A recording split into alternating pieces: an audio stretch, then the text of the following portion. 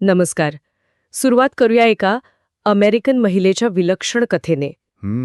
विचार करा, साधारण 20 लाख रुपयांचं क्रेडिट कार्ड कर्ज आणि ते कमी करण्यासाठी मदत घेतलीये ChatGPTची, म्हणजे एका AIची. अच्छा.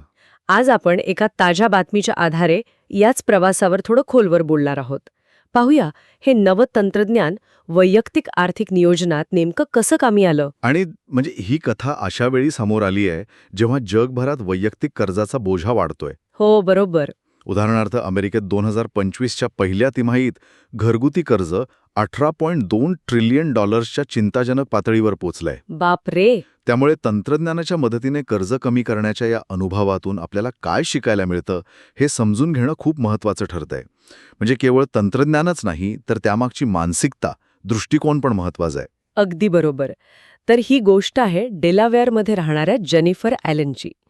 35 वर्षीय रिअल्टर आणि कंटेंट क्रिएटर आहे ती. विशेषतः तिच्या मुलीच्या जन्मानंतर आलेले वैद्यकीय खर्च आणि वाढलेल्या जबाबदाऱ्या यामुळे तिला कळत नकळत क्रेडिट कार्डचा आधार घ्यावा लागला. हे अनेकांच्या बाबतीत होतं, नाही का? अगदी खरंय. अनेकदा आयुष्यात मोठे बदल होतात, खर्च वाढतात आणि आपलं आर्थिक गणित बिघडतं. पण जेनिफरने फक्त चिंता करत न बसता एक वेगळा मार्ग निवडला. तिने ChatGPTच्या मदतीने स्वतःसाठी 30 दिवसांचं पर्सनल फायनान्स चॅलेंज तयार केलं. अच्छा, चॅलेंज. हो. रोज सकाळी ChatGPT तिला कर्ज कमी करण्यासाठी एक छोटी कृती करण्यायोग्य सूचना द्यायचं. इंटरेस्टिंग. आणि या सूचना अगदी व्यावहारिक होत्या म्हणे. जसं की अतिरिक्त उत्पन्नासाठी काही साईड हसल म्हणजे जोडधंदा शोधणं, बरोबर.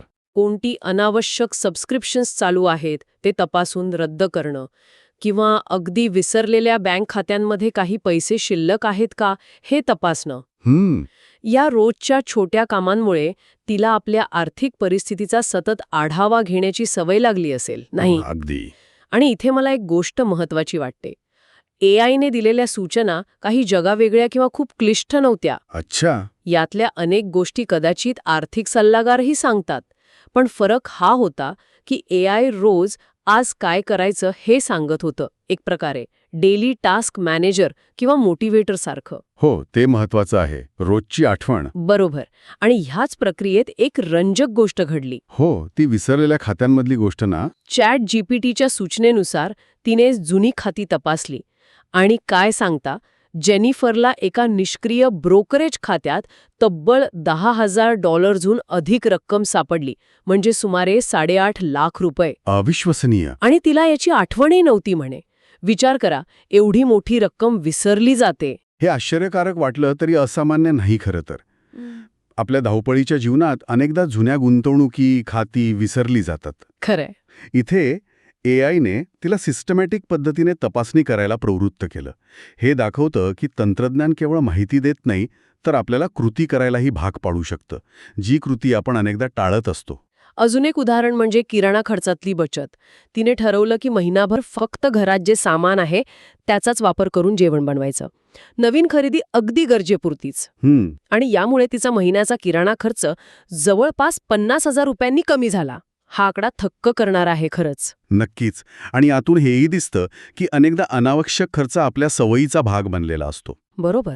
काय आहे तेच वापरणे या साध्या सूचनेमुळे तिला अनावश्यक खरेदी टाळता आली. हे तात्पुरतं वाटू शकतं, पण अशा छोट्या उपायांमधूनच मोठी बचत होते आणि खर्चावर नियंत्रण मिळवण्याची दृष्टी येते. तर मग या सगळ्या प्रयत्नांचं फलित काय? त्या 30 दिवसात जेनिफरने एकूण $12,078.93 म्हणजे सुमारे 10 लाख रुपये कर्ज फेडलं. अरे वा. तिच्या एकूण कर्जाच्या जवळपास निम्मी रक्कम. हे खूप मोठं यश आहे खरंच. पण जेनिफरच्या मते यात कोणतीही जादूची कांडी नव्हती.